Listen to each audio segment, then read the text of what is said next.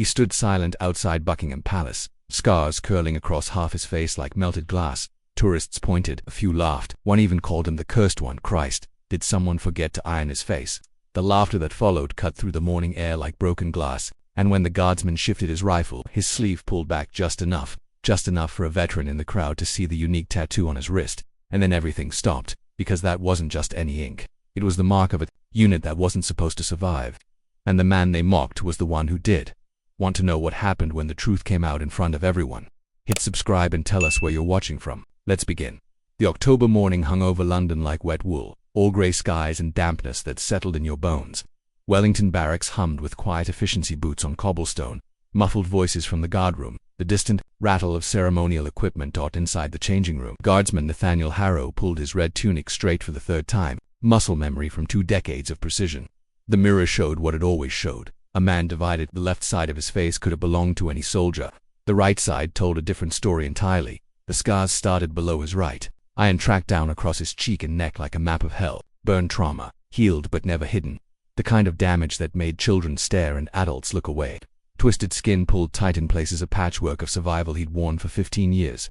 36 years old. Though the scarring made it impossible to guess. Most people looked away when they saw Harrow. Some stared. Usually other veterans looked with recognition. Today, pulling on his white gloves with practiced precision, he wasn't thinking about any of it. He was thinking about post-change, about standing still for 2 hours, about the simple clarity of a job that asked nothing from him except presence. The routine was automatic. Tunic buttoned precisely, belt adjusted, gloves pulled smooth, the bearskin positioned just so, each movement deliberate, meditative. The armor of ceremony that transformed scarred men into symbols. The sleeve of his tunic caught slightly on his gloved wrist as he made final adjustments. For just a moment, black ink showed through the white cotton, angular numbers, and a symbol that looked more like a military designation than decorative art. Then the glove settled properly and it disappeared again beneath layers of wool and tradition. The walk from Wellington Barracks was always the same, cobblestones worn smooth by centuries of boots. The gradual increase in tourist chatter as they approached Birdcage Walk. Outside, the early crowd was gathering. October brought different tourists, fewer families, more pensioners with cameras, students with backpacks. The Queen's Guard took their positions with mechanical precision, each man knowing his post, his timing, his role in a ceremony that stretched back generations. Harrow took his position beside the sentry box, boots settling into the familiar stance, rifle but grounded beside his right foot. The routine was automatic now, shoulders back, eyes forward, breathing steady and controlled. The scarred side of his face was visible to the crowd, unavoidable in the grey morning light.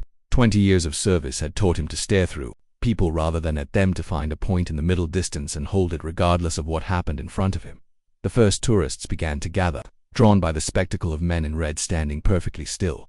Cameras appeared. Phones were lifted. The usual dance of modern tourism began, with visitors trying to get the perfect shot while respecting the rope barriers that kept them at a safe distance. That's when the comment started.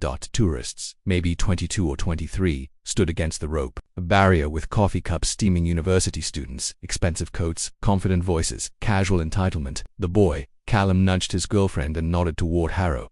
"Bloody hell," he said. "Look at that one's face, like he stuck it in a chip fryer." "God," Rosie giggled and pulled out her phone. "That's awful. Don't they have standards?"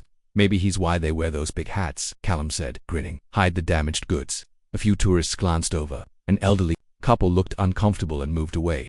A mother quietly steered her daughter elsewhere. But others smiled, drawn into the casual cruelty. Harrow didn't move, didn't blink. The muscles in his jaw might have tightened slightly, but from where the crowd stood, he could have been carved from stone.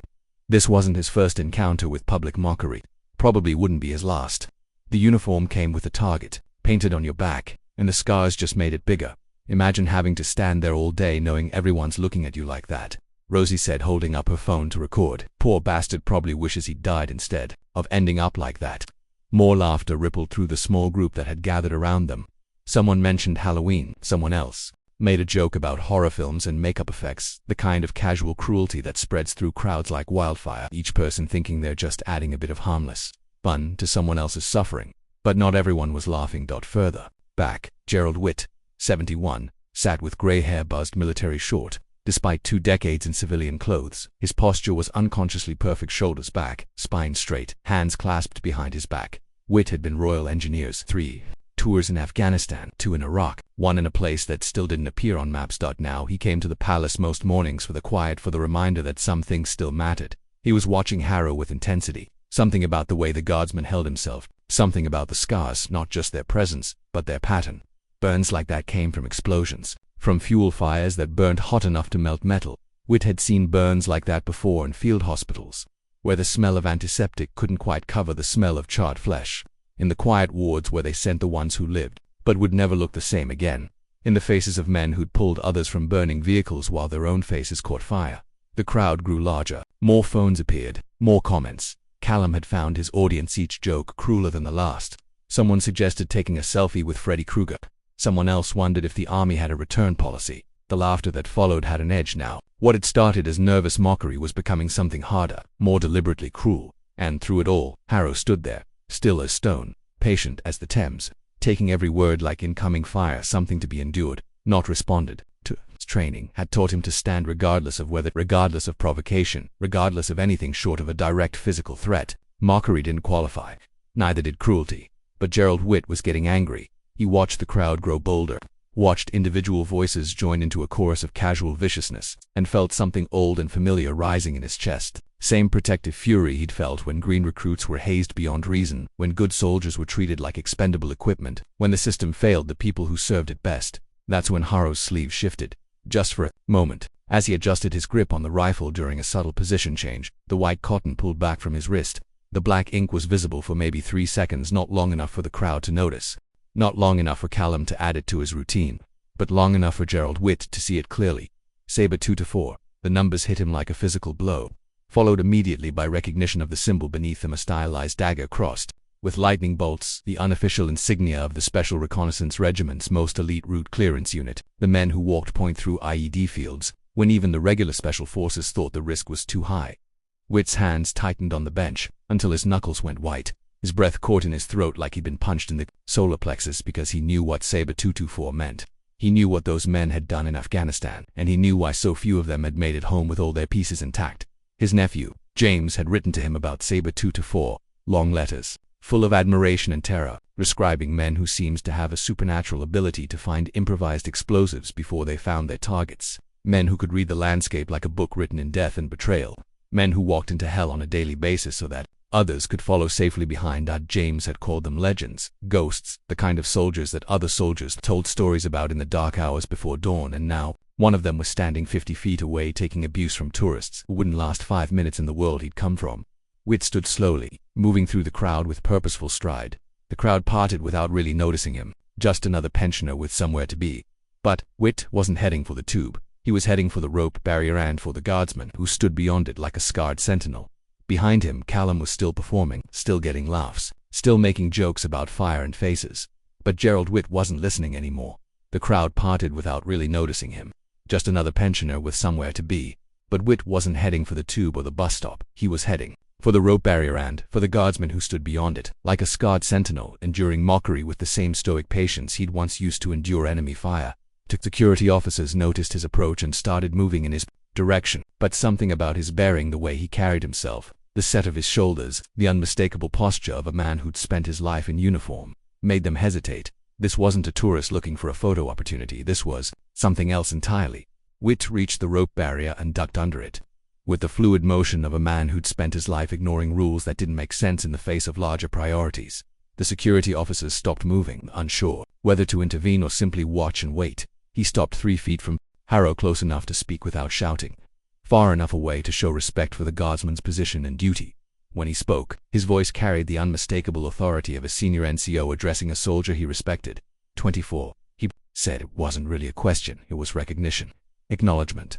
The kind of greeting that passed between men who'd served in places that officially didn't exist. Harrow's eyes didn't move from their fixed point ahead, but something shifted in his posture. The slightest relaxation of muscles held too tight for too long. The recognition of a voice that spoke his language, understood his world. "Yes, sir," he said quietly, his voice carrying just far enough to reach Whitt's ears. A simple acknowledgement hung in the air between them like smoke from a signal fire. Whitt nodded once, a sharp military gesture that carried 20 years of shared understanding and mutual respect. "Route clearance," Whitt said, making it a statement rather than a question. "Helmand. Province forward reconnaissance." "Forward reconnaissance," Harrow confirmed. his voice barely above a whisper. Behind them, the crowd was still laughing. Callum was in the middle of another joke, something about melted wax and special effects makeup, but the two men by the sentry box weren't listening anymore. They were somewhere else entirely, somewhere hot and dusty and full of the kind of silence that meant death was close, and getting closer. "My nephew wrote to me about your unit," Whit said, his voice thick with memory. "Corporal James Whitlow attached to Sabre 22 for his final deployment. He said you were legends. He said you could find death in the ground before it found you." Harrow's jaw tightened almost imperceptibly. Names had power in his world, the power to bring back faces, voices, moments that he'd tried for 15 years to forget. "James Whitlow," he said quietly. "Good soldier, solid under pressure. He didn't make it home," Whit said, and the words carried the weight of a father's grief, an uncle's pride, a nation's debt. "No, sir, he didn't. Should have, though. Should have been me instead." "How many of you made it back?" Whit asked, though he was afraid of the answer. There was quiet for a long moment. When he spoke, Harrow's voice carried the weight of names he'd carried for 15 years, like stones in his pockets. 3 out of 12, sir, and one of those lost both legs to a mine we missed." Whit closed his eyes briefly. He'd known the numbers would be bad. Units like Sabre 24 didn't exist to come home intact. They existed to make sure others could walk into hell first, so that the men behind them might have a chance of walking out again. "And the scars?" Whit asked, though he already knew the answer. "Vehicle-borne IED," Harrow said, his voice clinical, factual. "Fuel fire. Got 2 men out before the ammunition cooked off. Didn't get clear fast enough myself." The words were delivered without emotion, but Whit could hear the weight behind them, could see, in his mind's eye, a younger version of this man dragging burning soldiers from a twisted wreck while his own face caught fire. Could imagine the choice: save himself or save his mates, and the decision that had left him scarred, but alive while others died whole. Behind them, Callum's voice rose above the crowd noise, sharp and ugly in the morning air. "I mean, honestly, how do you even look at yourself in the mirror? Must be like shaving a melted candle every morning." The laughter that followed was sharp and cruel, cutting through the morning air like broken glass. That's when Gerald Whit turned round. He moved with the deliberate speed of a man who'd made a decision and wouldn't be talked out of it. The crowd saw him coming, an old man with fury in his eyes and 40 years of military bearing in his step, and conversations began to falter. "You," he said, pointing directly at Callum with the kind of precision that came from years of identifying targets under pressure. "The one with the mouth." Callum blinked, his smile faltering slightly as he realized he'd suddenly become the center of attention in a way he hadn't expected. "Sorry, what? You think this is funny?" Whit asked, his voice cutting through the morning air like a drill sergeant's command, making jokes about his face, taking pictures of his scars. Rosie tugged at Callum's sleeve, suddenly uncomfortable. "Come on, let's just go. This is getting weird." But Callum had an audience now, and he wasn't about to back down. In front of them, male pride and social media bravado combined into something stupider than either alone. "It's just a bit of fun, mate. No harm done. He can't hear us anyway." "No harm done," Whit repeated. And there was something in his voice that made the nearby conversations stop, made people turn to look, made the morning air feel suddenly heavier. "You want to know what harm looks like?" He gestured toward Harrow, who stood motionless at his post, still staring straight ahead with the discipline of a man who'd learned to endure worse things than words. "That man walked point through IED fields in Afghanistan. Do you know what that means?" Callum shrugged, but his voice had lost some of its swagger. "Not really, no. It means he went first," Whit said, his voice rising slightly, carrying across the plaza with the authority of a man who'd spent his life speaking truth to people who didn't want to hear it. When they needed someone to walk down a road that might be mined, he went first. When they needed someone to check if a building was booby-trapped, he went first. When they needed someone to draw enemy fire so others could advance, he went first. The crowd was listening now. Phones were being lowered. Conversations were stopping. Even the pigeons seemed to sense that something important was happening. "Those scars," Whit continued, his voice carrying with the kind of moral authority that comes from having buried friends and carried wounded comrades. "He got them pulling to burning soldiers out of a truck that had been hit by a roadside bomb, saved their lives while his own face caught fire, stayed in the flames until he was sure they were clear." Callum's girlfriend was already moving away, embarrassed and wanting distance from whatever this was becoming. But Callum himself stood his ground, though his voice had shrunk considerably. "Look, I didn't know, all right. How was I supposed to know he was some kind of war hero?" "You weren't supposed to know," Whit said, stepping closer, his voice dropping to something more dangerous than shouting. "But you were supposed to show basic human decency. Instead, you stood there making entertainment out of someone else's sacrifice." He turned to address the crowd, his voice carrying across the suddenly quiet plaza with the weight of absolute moral certainty. "All of you standing there, laughing at scars, taking pictures of damage, making jokes about pain you can't even imagine." A woman near the back called out, her voice defensive. We didn't know he was a veteran. Would it have mattered? Whit shot back, his eyes blazing with righteous anger. Would you have stopped laughing if he'd been burned in a house fire instead of a war? Would his pain have been less worth mocking? Would his humanity have been more obvious? The silence that followed was complete. Even the background noise of London traffic seemed to fade. Even the pigeons had stopped their constant murmuring. Whit walked closer to the rope barrier, close enough to speak directly to Harrow without shouting, but still addressing the crowd that had gathered around them. "I knew your unit," he said clearly, his voice carrying across the plaza with the weight of historical truth. "Royal Engineers, attached to Special Reconnaissance Regiment, counter-IED operations, route clearance specialists." For the first time, Harrow's eyes moved just slightly, just enough to acknowledge that he was listening, that he recognized the accuracy of Whit's knowledge. Sabre 24 held the northern approach to Fob Wellington for 3 months, Whit said, continued, his voice thick with memory and pride, cleared more improvised explosives than any other unit in theater, lost more men than any other unit in theater, had a casualty rate that would have broken any other outfit. But they kept going, back out because someone had to. He paused, his voice cracking slightly with emotion. "My nephew was Sabre 22 attached to your unit for his final deployment, Corporal James Whitlow. He wrote to me about you. About all of you." Harrow's jaw tightened almost imperceptibly, and something passed across his scarred features. Not quite pain but recognition of a name that carried weight. "Said you were the best route clearance specialist he'd ever seen," Whit continued. "Said you had instincts that kept people alive. Said you could read the ground like a book, see death hiding in the dirt before it saw you. Said if anyone was going to make it home from that hill it would be you." "He didn't make it home," Harrow said quietly, his voice barely audible but carrying across the silent plaza like a confession. "No," Whit agreed, his voice heavy with grief that had never quite healed. "He didn't, but you did. And James would want you to know that every day you're still standing here, still serving, still doing your duty. It's a victory. Not just for you, but for all of them who didn't make it back." The crowd was completely silent now. Some people were crying quiet tears that they wiped away quickly, embarrassed by their own emotion. Others just stood with their heads bowed, suddenly understanding the weight of what they were looking at. Callum had melted back into the crowd, his performance forgotten, his phone put away, his face pale with something that might have been shame. Whit reached into his jacket and pulled out something small, a photograph, creased and faded from years of being carried in a wallet. He held it up for Harrow to see, though the crowd couldn't make out the details. "Taken at Fob Wellington," he said, his voice soft now, intimate.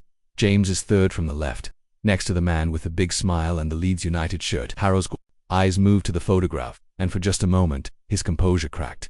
The stone mask slipped, and underneath was a man carrying 15 years of survivor's guilt, 15 years of wondering why he'd made it home when better men hadn't. "I remember him," Harrow said, his voice barely audible. "Good soldier, steady hands. Should have made it home instead of me." Or Whit said firmly, his voice carrying the authority of someone who'd made peace with grief. "He should have made it home with you. But that's not how war works. That's not how any of this works. The best don't always survive. The deserving don't always get what they've earned. Sometimes, good men die and damaged men live. And we have to find a way to make that mean something." He folded the photograph carefully and put it back in his pocket, next to his heart. "But you're here. You're still serving, still standing guard over things that matter, and that means more than you know." From somewhere in the crowd a voice called out, "I'm sorry," then another, then several more. Not forced apologies, but genuine recognition of something they'd failed to see, failed to understand. Harrow didn't acknowledge them, didn't turn to accept their apologies or bask in their newfound respect. He simply resumed his steady eyes forward, doing the job he'd been trained to do with the same precision and dedication he'd shown for 20 years. But something had changed. The crowd stood differently, now quieter, more aware of what they were looking at, more conscious of the weight carried by the men who stood still so that others could move freely. Whit stepped back from the rope barrier and straightened his jacket. The morning had taken on a different quality, heavier, more significant. The light seemed different. The air itself seemed to carry more weight. "Carry on, guardsman," he said formally, giving Harrow the respect he deserved. "Sir," Harrow replied, and in that single word was acknowledgement, gratitude, and the continuing bond between men who'd served something larger than themselves. And then, as if nothing had happened, the routine resumed. The crowd began to move again. Conversations started up, but they were different now, quieter, more respectful. The laughter was gone, the jokes had stopped, the phones were put away. The security officers who had started moving toward Whit earlier now stood back respectfully. One of them, a young sergeant with military bearing of his own, approached the veteran as he prepared to leave. "That was well done, sir," he said quietly, his voice carrying the respect of one professional for another. Whit nodded, suddenly, feeling his age long overdue. As the crowd began to thin out, a few individuals lingered, An elderly woman left a small poppy near Harrow's post. A veteran in a worn regimental blazer gave a subtle salute as he passed. A young man approached Whit as he prepared to leave. "Sir, I was laughing earlier, before I understood. Is there anything I can do?" Whit studied the boy's face, seeing genuine regret. "Remember," he said simply. "Remember that everyone carries something you can't see. Remember that scars are evidence of survival. And remember that respect doesn't cost anything, but its absence costs everything." The boy nodded seriously and walked back toward the barrier, standing quietly now, watching Harrow with something approaching reverence. But mostly, people just watched quietly, respectfully understanding, finally, what they were looking at. The ceremony continued around the men, changed and unchanging. The guards marched their prescribed routes with clockwork precision. The palace carried on its ancient business. The tourists took their pictures and bought their souvenirs, but something fundamental had shifted in the space of 20 minutes. Harrow had gone from being a target of mockery to being seen for what he really was, a man who had given everything he could give, and was still giving more.